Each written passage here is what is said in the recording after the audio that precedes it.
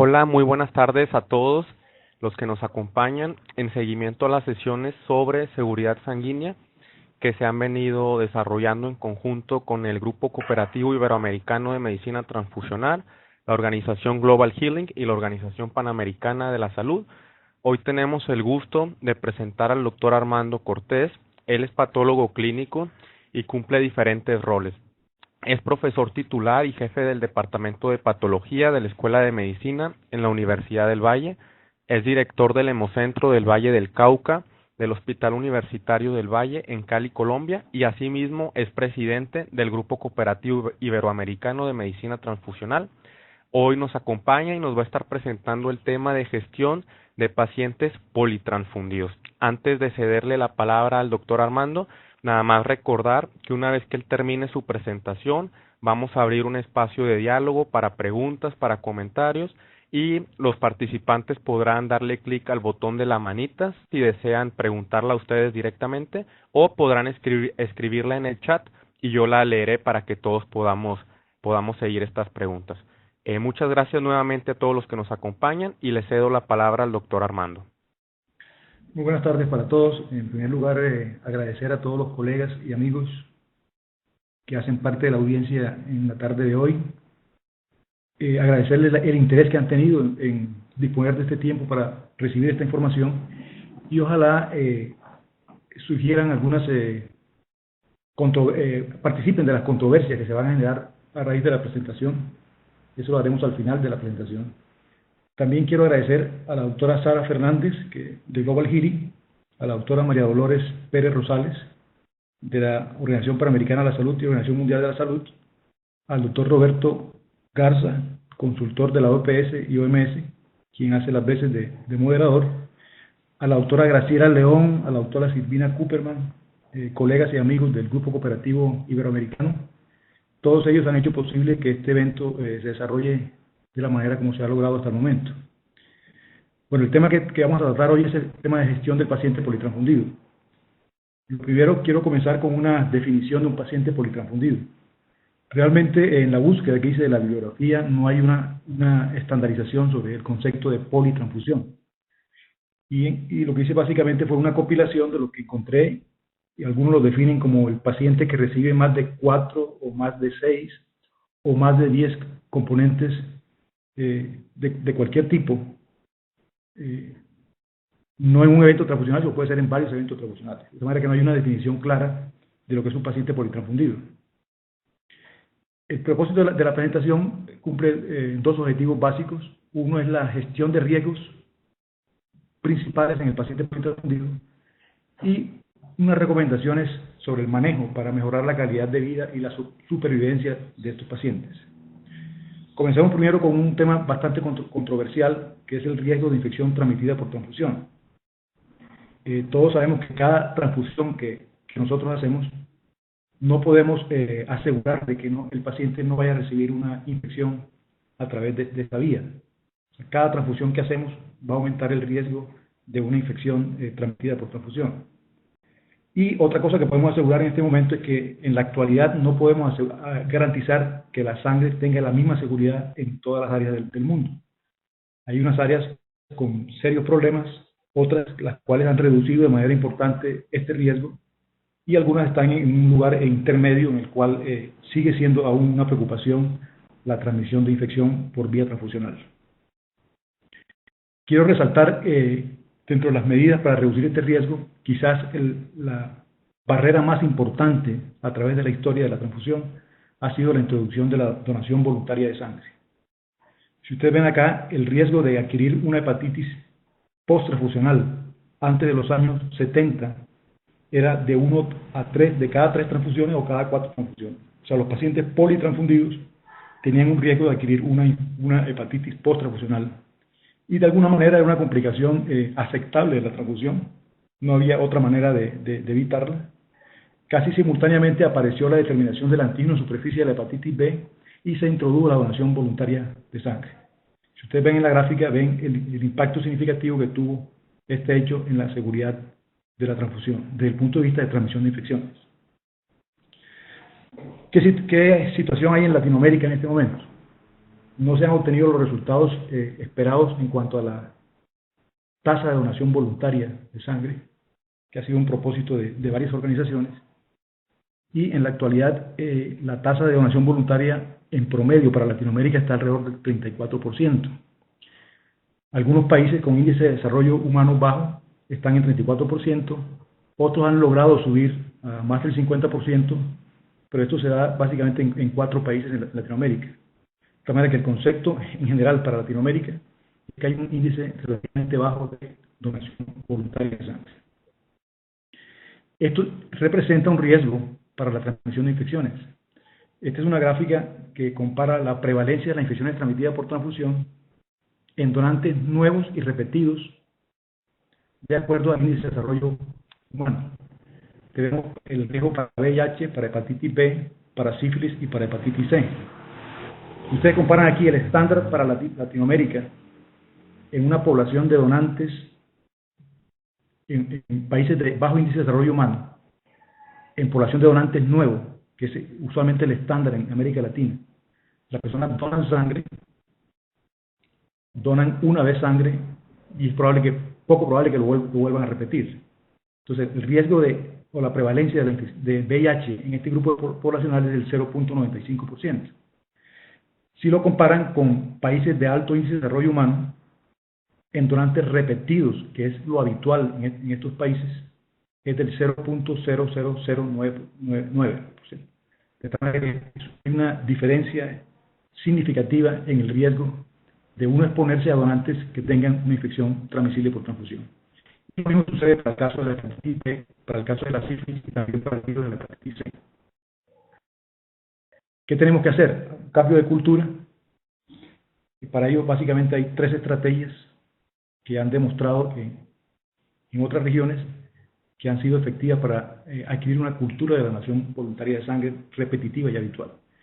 El primero es una población bien informada, bien educada, una población concientizada sobre las necesidades de sangre.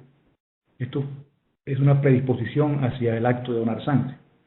Luego hay que usar estrategias de reclutamiento, o sea, hacer campañas estratégicas de impacto, tener disponibilidad de centros de donación, o sea, atravesarse al donante en su rutina habitual, y tener sistemas adecuados de registro de la información para favorecer el reclutamiento de los donantes de sangre. O sea, hay que hacer también capacitación en estos aspectos. Y por último, es el excelente servicio al cliente, o sea, lo que va a garantizar que el paciente tenga la intención de volver y convertirse en donante habitual va a depender mucho de las experiencias previas que haya tenido el donante. Se dice que si un donante ha tenido 3 o 4 experiencias previas satisfactorias, excelentes de servicio al donante, es probable que se convierta en un donante voluntario habitual y repetitivo y no tenga que pensar cada vez que va a hacerlo si lo hace o no. Entonces hay que trabajar en esto. Es quizás el aspecto más importante en reducir el riesgo de transmisión de infecciones, introducir la donación voluntaria y habitual, trabajar sobre ella. El otro, sí ya se ha visto en los últimos años que hay una reducción significativa en los países desarrollados sobre el riesgo de transmisión de VIH, hepatitis B y hepatitis C de manera notoria, y esto se debe a cambios en la metodología de selección de donantes, a criterios definidos, y también a la introducción de pruebas de laboratorio, pasando de las técnicas de ELISA, de quimiluminiscencia, hasta ir a las pruebas de biología molecular. Pero hay una preocupación en los últimos años, aún en estos países que han logrado esta reducción del riesgo, lo que llamamos los patógenos emergentes. Una serie de organismos nuevos, algunos renovados, modificados, otros producto de la migración poblacional, que están afectando los inventarios de sangre en este momento. Entonces hay una preocupación sustancial, no con los organismos en los países desarrollados, con los organismos tradicionales, VIH, hepatitis B y hepatitis C, se ha logrado una reducción significativa del riesgo, pero comienza a preocupar la parte de patógenos emergentes. Un impacto significativo para la reducción de este riesgo fue la introducción de las técnicas de biología molecular. Para nadie es difícil entender que si uno reduce la ventana serológica, o sea, la fase asintomática donde el donante puede tener el virus y donar sangre y transmitir la infección a otros, que es aún indetectable a las pruebas de laboratorio, reduciendo esa ventana se va a reducir de manera importante el riesgo. y el impacto pues se puede revisar en muchos países que han implementado y que tienen trayectoria en la implementación de las técnicas de biología molecular. Entonces, es muy significativo la reducción de la ventana de riesgo. La mayoría de los casos de transmisión de infecciones por transfusión para estos virus se ha dado en individuos que han donado en ventanas serológicas. Ahora, eso implica tener muy claro los análisis de costo-efectividad, porque es una tecnología que es costosa implementarla. Los estudios que han documentado de que es un recurso muy costoso que para reducir el riesgo de transmisión hay que hacer análisis económicos que sustenten esa decisión. Se toman los años de calidad de vida ganados evitando la transmisión de la infección para hacer este ejercicio. Los recursos de salud, bueno, los recursos en general en el mundo son escasos, ya nadie tiene dinero en cantidades para gastar inoficiosamente, de manera que hay que cuidar muy bien el recurso.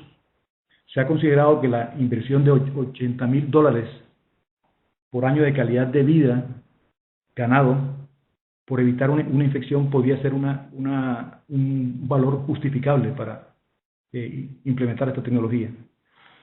Los estudios muestran de que implementar el NAT puede costar entre 15 millones de años de calidad de vida si no se hace la prueba de hepatitis B, 12 millones por año de calidad de vida ganado si se implementa el virus de la hepatitis B.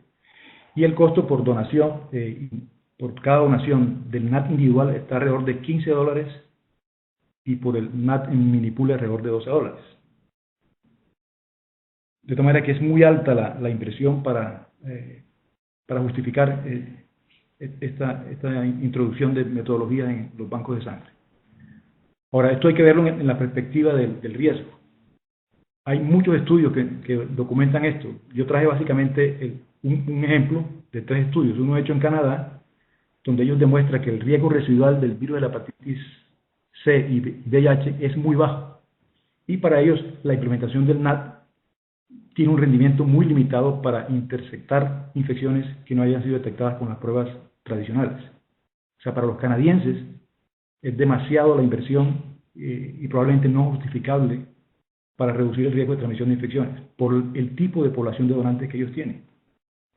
En Alemania también documentaron de que no era justificable hacer el NAT individual, bastaba con hacer el NAT en minipool, también para las condiciones propias de sus donantes y la manera de colecta de sangre y de motivación de la donación de sangre.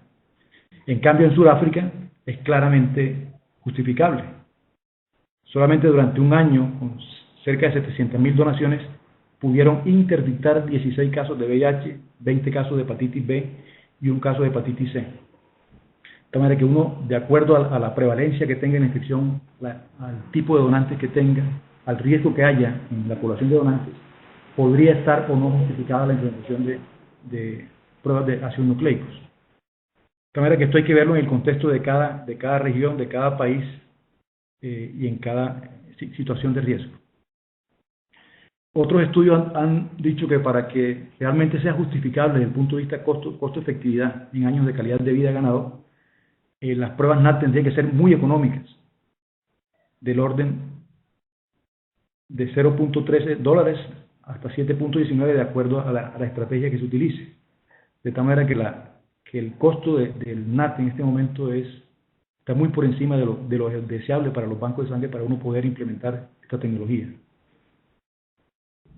El problema de las infecciones emergentes, hay diferentes tipos de agentes que han aparecido nuevos, como digo, hay otros que se han expandido a través de la geografía de varios países y regiones, otros han sido importados y exportados. Caso clásico de la introducción del virus del Nilo Occidental en Estados Unidos, donde en el lapso de 4 o 5 años una infección que no existía en Estados Unidos fue ampliamente diseminada en todo el territorio en el lapso de 3 o 4 años, implicando seriamente los inventarios de sangre.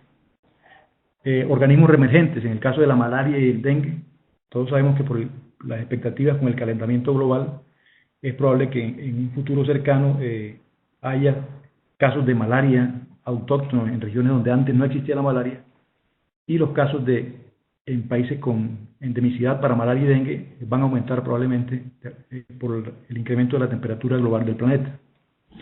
Otros organismos han sido reconocidos nuevamente como preocupantes, y los cambios de las condiciones del paciente, pacientes inmunosuprimidos, cada vez tenemos más pacientes inmunosuprimidos por las terapias que se utilizan, y esto hace que algunos agentes que antes no tenían preocupación hoy sean de gran interés. Hay una frase que siempre he tratado de tener presente y que refleja un poco la situación de los bancos de sangre en el mundo, es que uno no sabe en qué momento un agente desconocido, de origen desconocido, proveniente de un lugar desconocido, en un momento desconocido, atacando por mecanismos desconocidos, contamine los inventarios de sangre. Siempre vamos a estar a la expectativa de qué pueda pasar. De alguna manera tenemos que tener una vigilancia muy cuidadosa, una paranoia perpetua para tomar las acciones necesarias en caso de que algún agente de esto se presente en un momento no determinado. Las migraciones poblacionales es un riesgo que también preocupa en la actualidad. Antes, para dar la vuelta al mundo se demoraba unos 80 días, según Julio Verne. Hoy lo hace uno en unas cuantas horas, y con ello se desplazan también las infecciones y también los vectores. Varios ejemplos de esto ha sucedido, el caso del chikungunya, el caso del Zika, que no eran preocupaciones en nuestro territorio. Hoy algunos países están con altos índices de endemicidad, y esto preocupa a los inventarios de sangre igualmente. Se ha presentado como una estrategia de seguridad para reducir este riesgo, con grandes expectativas, que en teoría pudiera, por procedimientos de inactivación o reducción de patógenos, por diferentes métodos, uno pudiera eliminar potencialmente cualquier agente, aún los que no son detectables con pruebas de laboratorio, e inclusive los que aún uno no conoce. Es una expectativa que aún no está clarificada, con algunas limitaciones, que las metodologías no se aplican a todos los productos sanguíneos. Estos métodos han sido inefectivos para algunos gérmenes reconocidos. El uso de aditivos en la preparación de los productos, no hay claridad sobre el efecto que esto pueda tener a mediano y largo plazo, y también preocupan los costos. O sea, otra tecnología más que introducir en los bancos de sangre, ¿cuál es el costo-beneficio real de esto? Entonces, no hay un método único para todos los componentes. Esto es una de las razones por las cuales ha habido una lenta aceptación de la introducción de estos métodos. Hay una incapacidad definida para inactivar algunos agentes. El riesgo residual de agentes desconocidos, naturalmente, pues no se conoce. No hay estudios aún satisfactorios sobre el costo-beneficio, sobre la aceptabilidad de esta metodología. ¿Cuál es el contexto de Latinoamérica en este aspecto? Sabemos que hay una alta prevalencia de infecciones transmitidas por transfusión en donantes de sangre. Aún circulan unidades de sangre en Latinoamérica en las cuales no se le han hecho algunas pruebas serológicas. Se utilizan en algunas regiones, en algunos países, aún pruebas serológicas insensibles por razones de costo. No hay implementación de pruebas moleculares en todos los países. Algunos están en camino de hacerlas, otras no es una estandarización para el país. Los métodos de inactivación están también en introducción en la actualidad. Algunos países ya han implementado estas metodologías, pero no es el común para todos los países. Y aún siguen sucediendo transfusión inadvertida de unidades positivas. El sistema de bancos de sangre, lo que predomina en América Latina son microbancos, que tienen un bajo rendimiento con métodos aún manuales o semiautomatizados, lo cual es un factor que induce a las posibilidades de errores. Y lo más importante, el escaso desarrollo de los programas de donación de sangre de manera voluntaria, altruista y repetida, lo cual constituye un factor importante para considerar. Entonces podemos decir que hay tres principales barreras para reducir la transmisión de patógenos por transfusión. Uno es la donación voluntaria y habitual, criterios muy claros en la selección y exclusión de donantes. La efectividad de esto pues se ha demostrado, pero sigue siendo limitada para los nuevos agentes desconocidos. No todo se puede evitar con estas medidas, siempre va a existir un riesgo. Podemos decir que es limitada para las circunstancias actuales, hay que hacer algo más. Las pruebas moleculares se han demostrado que son altamente efectivos. El costo-beneficio hay que verlo en cada situación, en cada lugar. Y el otro son la inactivación de patógenos, o la reducción de patógenos, que son técnicas en la actualidad muy promisorias y son basadas básicamente en el principio de precaución. O sea, hay que hacer algo antes de saber qué impacto tiene en la comunidad. Es un concepto que es muy controversial. Otras cosas que se pueden hacer para reducir la exposición a infecciones transmitidas por transfusión es reducir la exposición de donantes de sangre. Entonces, existen los programas de sangre dedicada donde un donante de sangre es capaz de proporcionarle las dosis requeridas para un paciente en varias circunstancias. Usar sangre relativamente fresca para que el intervalo entre una transfusión y otra se prolongue un poco más y esto reduce al final el número de unidades transfundidas. Evitar la suspensión de glóbulos rojos y plasma, eso implicaría exponer al paciente a dos donantes distintos. Aumento del volumen de transfusión, pasar de 10, 15 mililitros por kilogramo de peso a 20, 25 mililitros por kilogramo de peso, es una estrategia que podría reducir también la exposición a donantes. La transfusión de neocitos, la cual se ha hablado mucho, no hay mucho publicado al respecto sobre la eficacia de esos procedimientos. Supone que la transfusión de glóbulos rojos más jóvenes puede espaciar más el intervalo entre una transfusión y otra, pero finalmente lo que se ha visto es que el paciente termina recibiendo más transfusiones por el método de preparación de los productos. Y en la actualidad la donación multicomponente. Ya un donante de sangre no dona solamente sangre total, sino que puede donar varios componentes que pueden ser útiles para un mismo paciente. Y el uso del plasma cuarentenado. O sea, no usar el plasma en la donación inicial, sino esperar un lapso prudencial de 4 o 6 meses. Y si la siguiente donación resulta seronegativa, se puede utilizar el plasma donado inicialmente. Esta es una estrategia que se usa en algunos sitios y ha sido muy eficaz para reducir el riesgo de transmisión de infecciones, especialmente en población neonatal. Y otra medida es tener una población de receptores protegida con la vacunación para la hepatitis B, para la hepatitis A, y necesariamente estos pacientes que son politransfundidos deben ser revisados cada año, haciéndoles serologías de VIH, hepatitis B y hepatitis C, por el riesgo de haberse contaminado con una transfusión. El otro aspecto que quiero tocar es el riesgo de la aluminización y la reacción hemolítica. Pues sabemos que la transfusión implica la exposición del paciente a una cantidad de antígenos que él no tiene. Es imposible, ninguna sangre es idéntica a otra. Y esto lleva a que pacientes transfundidos desarrollen anticuerpos contra antígenos eritrocitarios, contra plaquetas, antígenos HLA, etc. Voy a tocar básicamente el punto de anticuerpos contra antígenos eritrocitarios. En esta tabla se muestra cuál es la prevalencia. En donantes de sangre es una prevalencia muy baja, del 0 al 0,8%. Si uno siguiera a todos los pacientes que transfunden durante un lapso prudencial de tiempo, de 4 o 6 meses, pudiera encontrar que el 2 a 9% de ellos desarrollan anticuerpos contra antígenos eritrocitarios. Ahora, hay un grupo de pacientes, los cuales reciben transfusiones crónicas, los cuales tienen un mayor riesgo de desarrollar anticuerpos por la exposición tan alta a transfusiones. Y esto se ha estimado entre el 7 y 76%. Una gran diferencia lo hacen los pacientes con enfermedades de células falciformes, con anemia drepanocítica. Son muy altas las tasas de aluminización.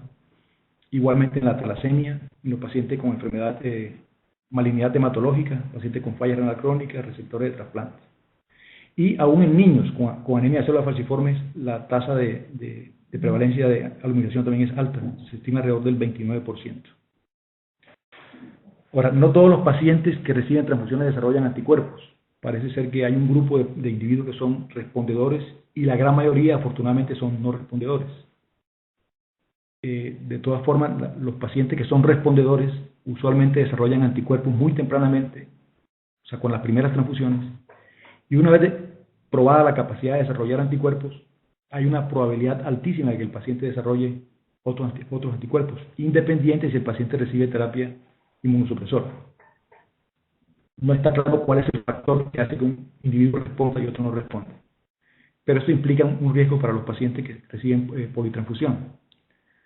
Otro concepto es el concepto de la evanescencia de anticuerpos. Cuando los pacientes desarrollan anticuerpos, estos anticuerpos no lo acompañan por el resto de la vida.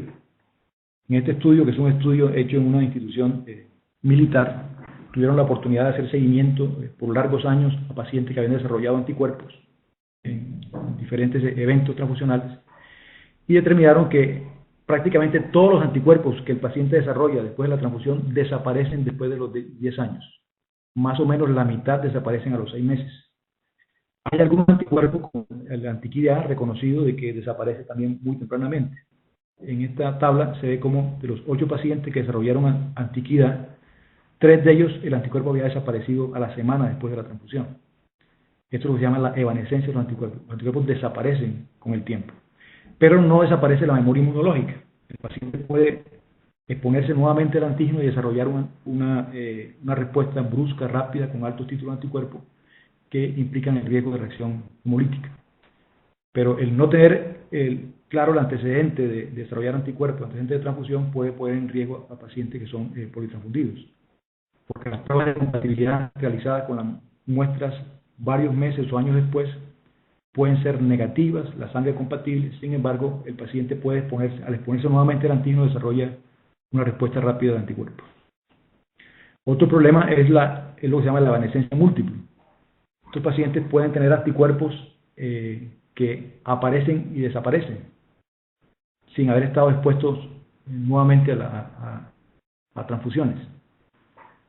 Esto hace que en un laboratorio, en una época la prueba puede ser positiva, en otro periodo de tiempo puede ser negativa y más tarde puede volver a aparecer el anticuerpo. Esto crea algo de confusión y también es un riesgo para los pacientes que reciben transfusiones posteriormente. Entonces, estos pacientes siempre va a existir el riesgo de que hagan una reacción hemolítica transfusional si han sido transfundidos naturalmente previamente, por errores, por limitaciones en las técnicas que se utilizan. En estos pacientes no puede abreviar pruebas, hay que usar las pruebas más sensibles, por la misma evanescencia, o sea, el comportamiento biológico del anticuerpo, y a veces por decisiones médicas. Se toman decisiones médicas equivocadas, asumiendo algunos riesgos en pacientes en los cuales no estaba plenamente justificado. Estas reacciones hemolíticas amenazan la vida del paciente, y es especialmente crítico en los pacientes con anemia de células falciformes, porque una respuesta inflamatoria ante el evento hemolítico puede promover la crisis, eventos cerebrovasculares y otras complicaciones graves de la enfermedad. Debe preocuparnos los anticuerpos diferentes, con antígenos diferentes del sistema BO y D. Esta publicación donde considera datos de la FDA en los Estados Unidos de casos de muerte asociada a transfusión, revela cómo las medidas que se han implementado para reducir el riesgo de muerte asociada a transfusión de sangre ABO han sido efectivas, con una reducción importante, más de la mitad de los casos. Pero también preocupa de cómo ha aumentado la frecuencia de muerte asociada a transfusión de sangre por anticuerpos diferentes de ABO.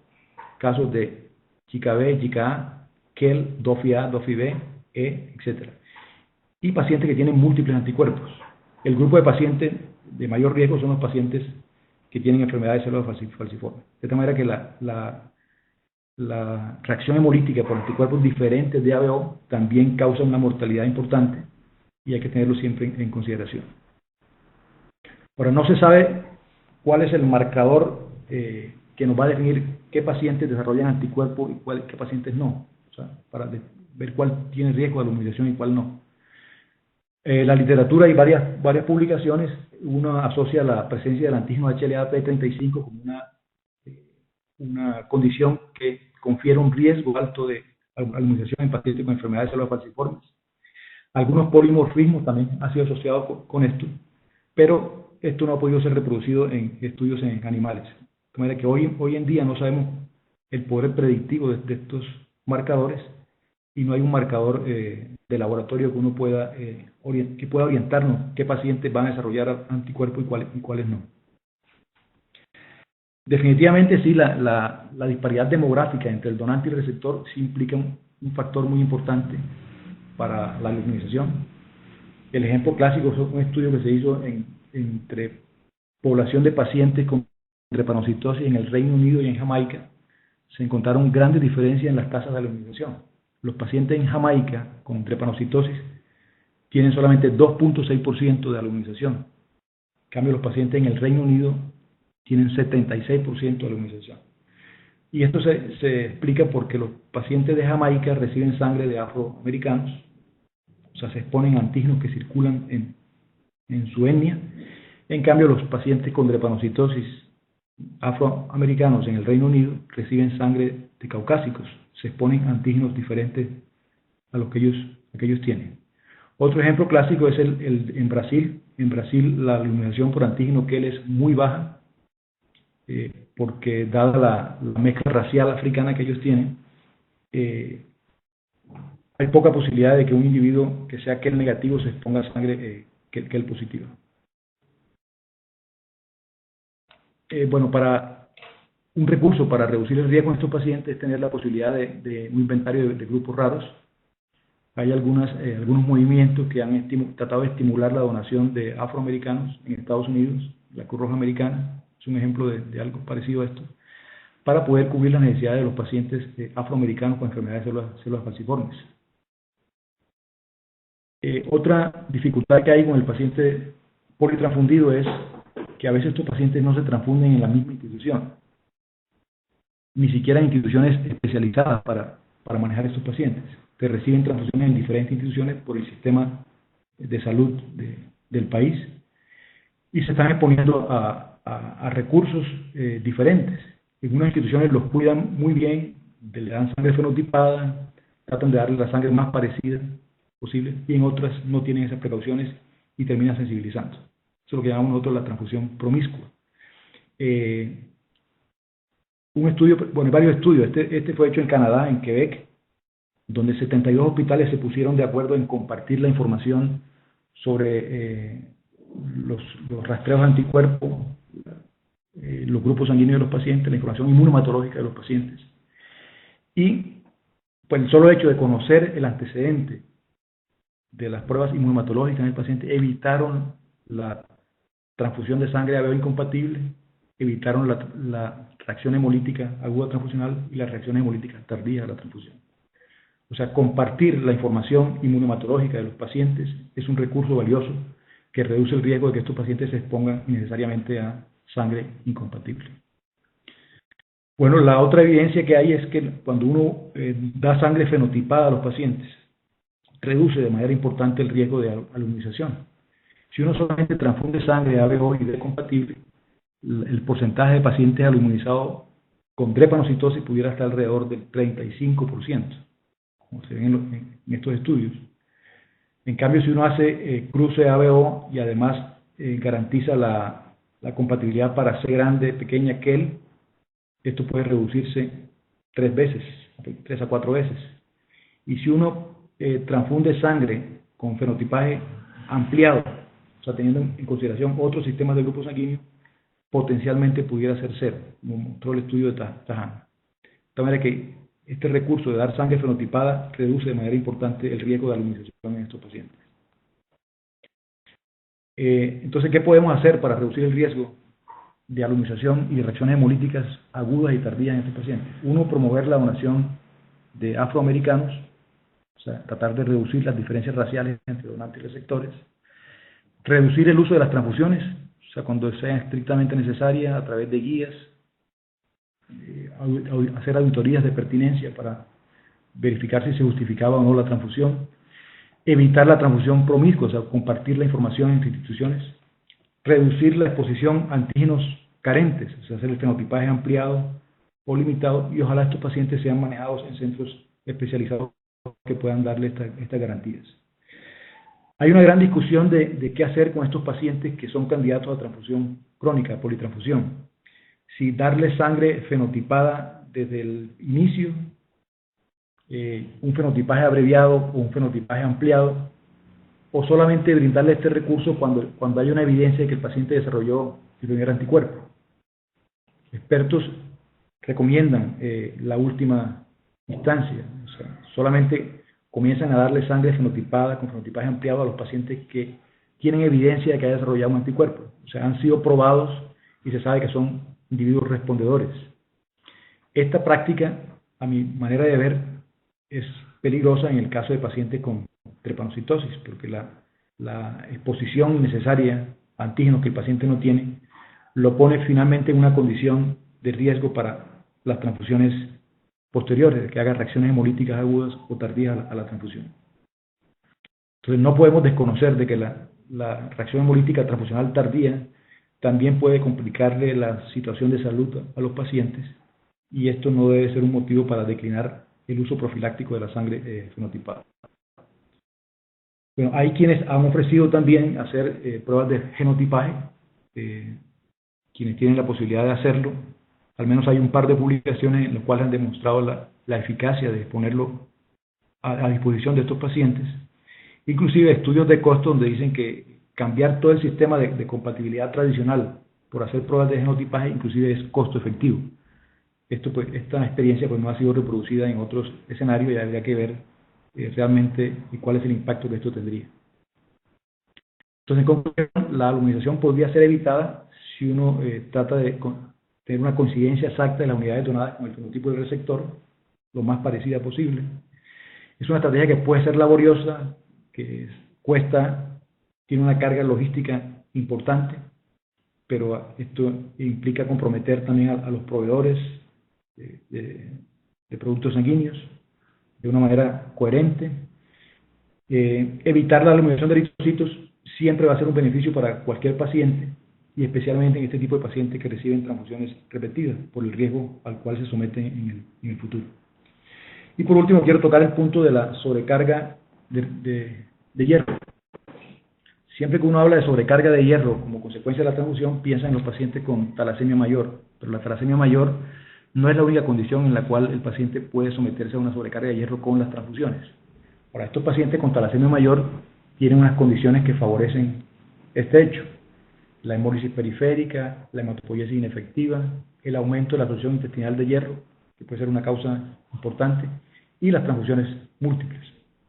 ¿Qué hay que hacer en estos pacientes? Limitar el uso de las transfusiones, hacer un monitoreo muy estricto de la carga de hierro que reciben y hacer una terapia con quelantes desde el inicio de las transfusiones. Este es un ejercicio en el cual valora cuál es la cantidad de hierro a la cual se expone usualmente un paciente con talasemia mayor. Son pacientes, cada unidad de sangre tiene alrededor de 200 miligramos de hierro.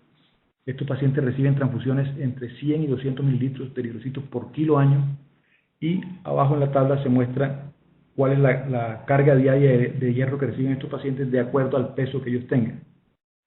Esto hace pensar de que si uno no toma precauciones para evitar la carga de hierro, si no lo hace demasiado tarde, esto puede tener repercusiones en el paciente. Y el problema de estos pacientes es que la sobrevida puede estar comprometida. Si uno no trata, previene la sobrecarga de hierro, estos pacientes tienen riesgo de hacer complicaciones cardíacas, comprometiendo la sobrevida de ellos. Y otras complicaciones también, como la cardiomiopatia, la diabetes, la cirrosis, el hipogonadismo y la pubertad tardía. Estas complicaciones pueden aparecer desde la segunda década de vida del paciente. Esta es una tabla que muestra cómo ha repercutido el uso de los quelantes en estos pacientes en cuanto a la reducción de la muerte a la edad de 20 años. En este periodo de tiempo acá la probabilidad de muerte era del 5% y acá del 1% cuando se implementó la posibilidad de que los pacientes recibieran tratamiento con quelante. El hipogonadismo también se reduce sustancialmente, los casos de diabetes y los casos también de hipotiroidismo. Los niveles de ferritina persistentemente elevados también dan una indicación del riesgo que tiene el paciente de la enfermedad cardíaca. De todas maneras, hoy en día hay la posibilidad de estudios imagenológicos que permiten hacer una medición directa de la carga de hierro en el corazón, y esto correlaciona mucho más directamente con el riesgo de complicaciones cardíacas en el paciente. Entonces, existen métodos de laboratorio determinando los niveles de ferritina sérica, la concentración de hierro en el hígado, que permite tomar conductas de cuándo iniciar y la terapia con quelantes. Hay 3 tipos de medicamentos, todos ellos tienen complicaciones y efectos adversos indeseados que hay que tener también en cuenta. Los quelantes también tienen sus complicaciones. Entonces, en general, los programas de transfusión en estos pacientes incluyen transfusiones regulares de por vida, usualmente cada 2 o 5 semanas, de acuerdo al estilo de vida del paciente, a los horarios de trabajo, a las actividades físicas que realiza. Y el objetivo es mantener la hemoglobina entre 9 y 10.5. Esto se ha demostrado que mejora la posibilidad de crecimiento normal del paciente, lo habilita para tener su actividad física, suprime la actividad de la médula ósea y también reduce la acumulación de hierro transfusional. El inicio de la transfusión usualmente ocurre en los primeros años de vida y el requerimiento transfusional anual, como decíamos anteriormente, usualmente mayor de 200 mililitros por kilo año en un paciente, debe considerar la posibilidad de una esplenectomía para reducir el índice de carga de hierro.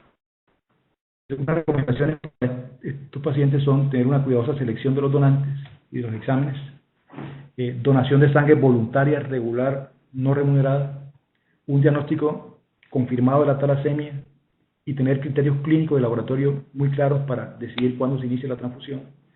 Si se inicia la transfusión debe ser con sangre fenotipada, suministrar siempre sangre compatible A, B, O y D y también para C, E y KEL.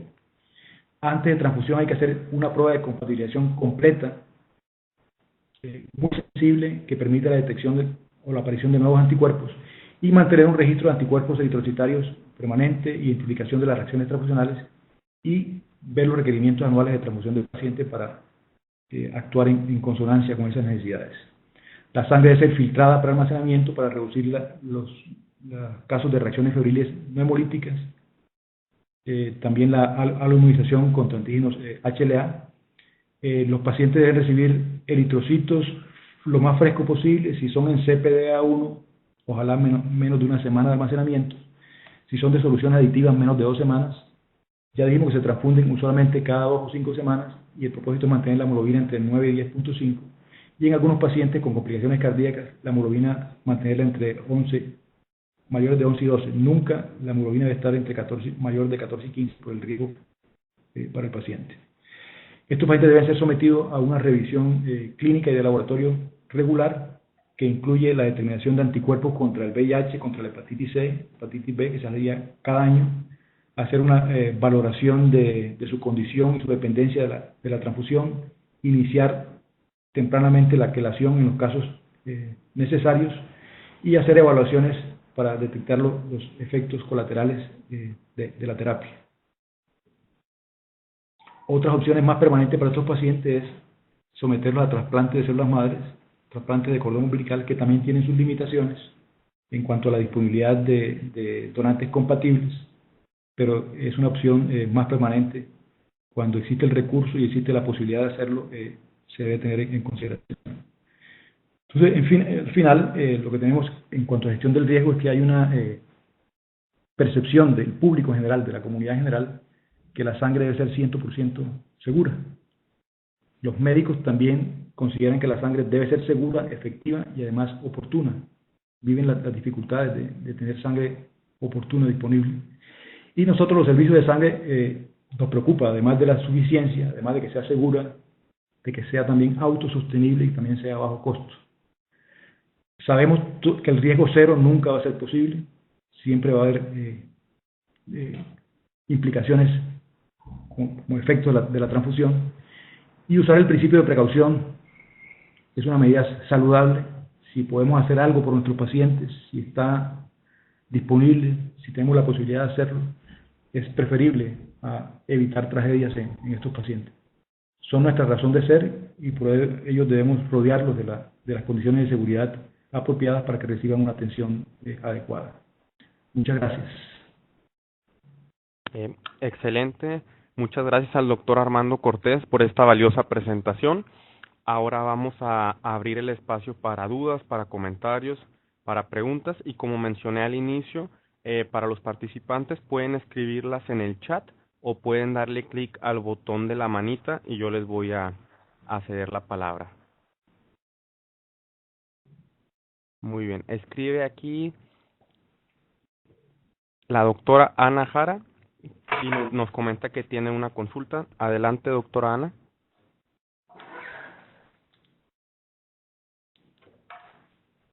Si me puede indicar si va a escribir en el chat o Veo que ya escribió en el chat. Muy bien, dice lo siguiente. Habló de transfusión de neócitos. ¿A qué se refiere? Esa es la palabra, esa es la pregunta. Neocitos, sí. Doctora Ana, Neócitos. ¿cómo está? Doctora Ana, neocitos es una transfusión de glóbulos rojos jóvenes.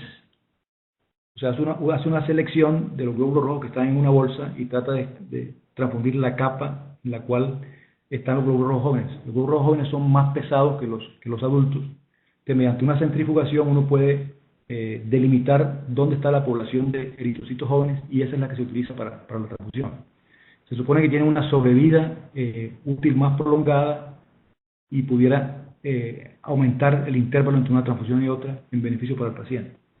El problema, como les decía anteriormente, es que habría que recolectar sangre de varios donantes para que la transfusión sea suficiente, y eso expone necesariamente al paciente a recibir sangre de diferentes donantes, que es una de las cosas que uno no quisiera, ponerlo a diferentes donantes.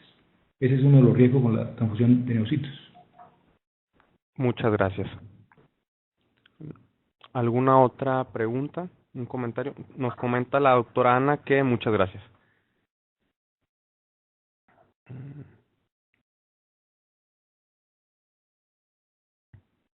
¿Alguna otra pregunta, comentario, duda?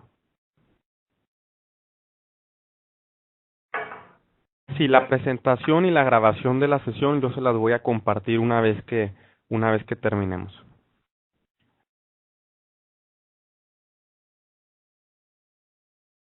Muy bien. Aquí tenemos una pregunta, un segundo.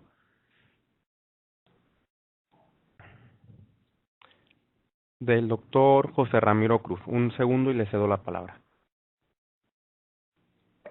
Adelante, doctor José Ramiro. Muchas gracias. Gracias, Armando, por tu presentación. Excelente, como siempre. Yo tengo un comentario y una pregunta. El comentario, ya que tú describiste muy bien la importancia de la donación voluntaria de sangre, el efecto sobre la seguridad microbiológica, digamos, de los productos o de los componentes. Yo solo me permito recordarle a la audiencia que Nicaragua alcanzó el 100% de donación voluntaria y demostró el efecto positivo sobre la prevalencia de marcadores de infecciones a corto plazo. Este comentario. Segundo, la pregunta, ya que tú hablaste de sangre joven, sangre fresca, de menos de 7 días después de conectarla, Armando, quisieras tú comentar sobre el valor en general de utilizar glóbulos rojos empacados de menos de 7 días comparados con de más de 32 días. Bueno, muchas gracias, Ramiro, por la participación. Con relación a tu pregunta, sí, ha habido una preocupación sustancial de que si la sangre vieja, entre comillas, sangre de más de 15 días, pudiera ser útil, por un lado, y por otro lado, pudiera originar complicaciones a raíz de ese envejecimiento. Sin embargo, los estudios en los últimos años no han mostrado que eso sea un riesgo importante en cuanto a complicaciones. No parece tener mayor importancia. Sin embargo, uno siempre prefiere en pacientes muy críticos, en pacientes que están en cuidado intensivo, en pacientes que son reanimados de manera aguda, con pérdidas masivas de sangre, las exsanguinotransfusiones en recién nacidos, hacerlas con sangre de menos de 10 días de almacenamiento. Bueno, en recién nacidos se usa usualmente de menos de 5 o 7 días de almacenamiento. Porque sí está demostrado que la capacidad de entrega de oxígeno se reduce por la disminución del 2,3-tifosglicerato, del óxido nítrico, etc. Y en estos pacientes, en estas condiciones críticas, que uno requiere que la oxigenación de los tejidos se haga de manera inmediata, sí es preferible, y nosotros lo usamos, sangre relativamente fresca. Pero no hay en este momento claridad, y los estudios bien diseñados dicen que probablemente eso no es un problema. Ha sido una preocupación, pero no no tiene un asidero científico en la actualidad. De tal manera que la sangre pudiera ser utilizada dentro de los límites que se define el proveedor de acuerdo al preservante anticoagulante que tiene cada unidad. Sin embargo, como te digo, yo sigo con la preocupación y usualmente en mi servicio lo hago así, trato de poner sangre fresca en esas circunstancias, en esas condiciones, pero no tiene un asidero científico con los estudios que hay en la actualidad. Bien, muchas gracias. Gracias. Tenemos un comentario por parte de Alba que dice: muchas gracias, doctor Cortés, por la información compartida. Será de mucha utilidad para seguir impulsando la donación altruista. Bien. El doctor José Ramiro Cruz nos comenta: muchas gracias. ¿Alguna otra pregunta, algún comentario, alguna duda?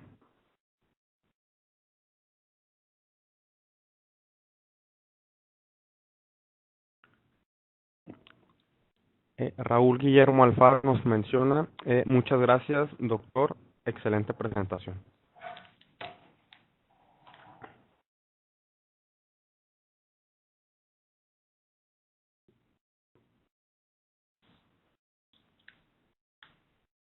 Preguntan otra vez sobre la presentación. Sí, la vamos a compartir una vez que terminemos la sesión y también la grabación del webinar de hoy. Muy bien, aquí tenemos una pregunta por parte de la doctora Erika Machicao y nos comenta: doctor Armando, al referirse a técnicas sensibles en cuanto a la detección e identificación de anticuerpos irregulares, ¿se refiere a la tecnología de aglutinación en columna con gel o a los potenciadores de reacción? ¿Cuál considera el mejor potenciador más allá de los que ya están definidos de acuerdo al tipo de anticuerpo? Bueno, cuando hablo de técnicas sensibles, es que ha habido como estrategia de atención a los pacientes algunas modificaciones a las técnicas por la oportunidad de la entrega del producto, por ejemplo, eliminar la prueba cruzada, hacer solamente clasificación y rastreo de anticuerpos irregulares. En caso de pacientes politransfundidos, uno no puede omitir fases de las consideradas pruebas de compatibilidad. Hay que hacerlo todo. Usar técnicas de mayor sensibilidad.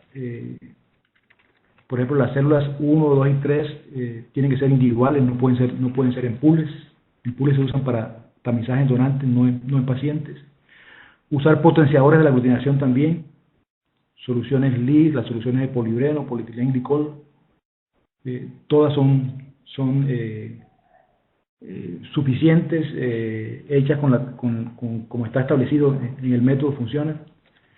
Si técnicas en microcolumnas, en tarjeta o en tubo, también es indistinto. O sea, si uno hace técnicas en tubo bien hechas, con los reactivos, con los potenciadores apropiados, suficiente para las condiciones del paciente. Entonces, cuando me refería a hacer las pruebas cruzadas completas con la mejor sensibilidad, me refiero a eso, a usar potenciadores siempre, a usar, dejar de omitir fases de la prueba de compatibilidad, porque estos pacientes pueden tener títulos muy bajos de anticuerpos, pueden tener anticuerpos poco detectables y uno no puede someter al paciente a esos riesgos. Bien, muchas gracias. Nos comenta Claudia Ramírez: gracias, doctor Cortés, excelente presentación. Y nos escribe de Cruz Roja Colombiana. Nos comenta la doctora Erika que muchas gracias. Tenemos también una pregunta por parte de Claudia Arancibi y nos menciona lo siguiente: ¿cuál sería la fenotipación mínima para comenzar a realizar en pacientes sensibilizados? En pacientes sensibilizados, o sea, se demuestra que son respondedores, uno debe hacer sangre fenotipada, o sea, con fenotipo extendido. Supuestamente ya se demostró que tiene capacidad para desarrollar anticuerpos y tiene una posibilidad de 25 a 30 veces más que la población general de desarrollar anticuerpos, de manera que ese paciente hay que protegerlo en lo posible. Como digo, estamos hablando de pacientes que van a ser politransfundidos. Hay que cuidarlos para el futuro, para evitar problemas en la oportunidad en la entrega de productos o reacciones hemolíticas agudas o tardías. Una vez se demuestre que el paciente tiene un anticuerpo inesperado, hay que hacer dar sangre con fenotipaje extendido para reducir la posibilidad de que desarrolle otros anticuerpos. Muchas gracias. Tenemos acá otra pregunta por parte de Mariano Bernardo Benagui y es la siguiente. Gracias, doctor. Le quiero preguntar con qué hematocrito transfunden unidades a los pacientes talasémicos. Bueno, se transfunde en lo posible con hematocritos en CPDA1 del 70-80%. Con las soluciones aditivas el hematocrito es menor, pero se puede hacer también, no hay problema. Y lo que hay que reducir es el intervalo del tiempo de preparación para aumentar la posibilidad o aumentar el espacio entre una transfusión y otra. Pero con los productos actualmente disponibles en CPDA1 y soluciones aditivas, que el hematocrito es alrededor del 56-60%, se hacen las transfusiones de estos pacientes. Muchas gracias.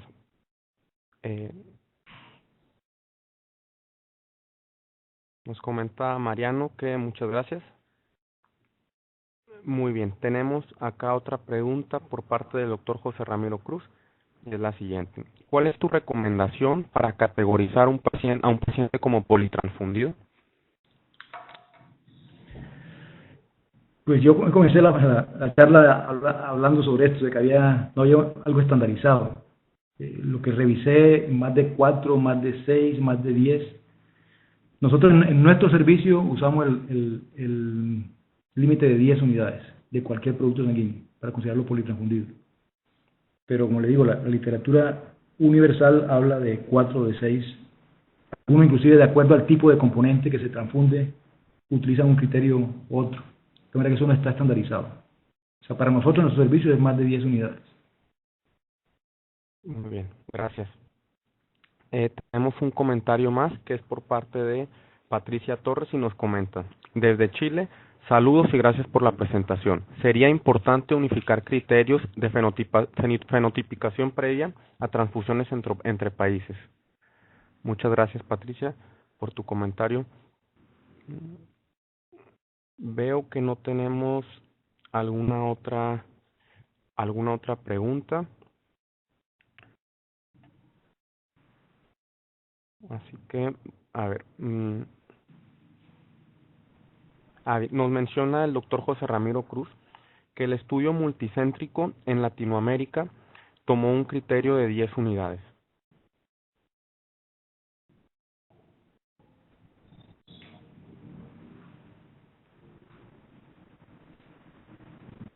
Muy bien. Bueno, hemos ya cumplido la hora del webinar. Agradecer a nombre de la organización Global Healing, del Grupo Cooperativo Iberoamericano de Medicina Transfusional y de la Organización Panamericana de la Salud al doctor Armando Cortés por esta valiosa presentación y también a todos los participantes que han estado hoy con nosotros. Doctor Armando, algunas palabras para cerrar. Muchas gracias, Roberto, por la moderación y también a todos los participantes. Es importante su participación, nos ayuda a seguir interesados en promover este tipo de actividades, junto con Global Healing, con la OPS, la OMS, el grupo GESIAN. Ha hecho esta tarea durante varios años y esperamos seguir cumpliendo para satisfacción de todos ustedes. Muchas gracias por la atención. Gracias, doctor Armando. Y solo recordar por último que tanto la presentación como la grabación va a estar disponible y se las estaré compartiendo hoy en la tarde o a más tardar mañana por la mañana. Y a los participantes que se hayan quedado con alguna pregunta, igual les compartiré el correo del doctor Armando por si quisieran por ahí comentarle alguna otra duda o inquietud que hayan tenido de este tema. Muchas gracias a todos y que tengan muy buena tarde. Hasta la próxima.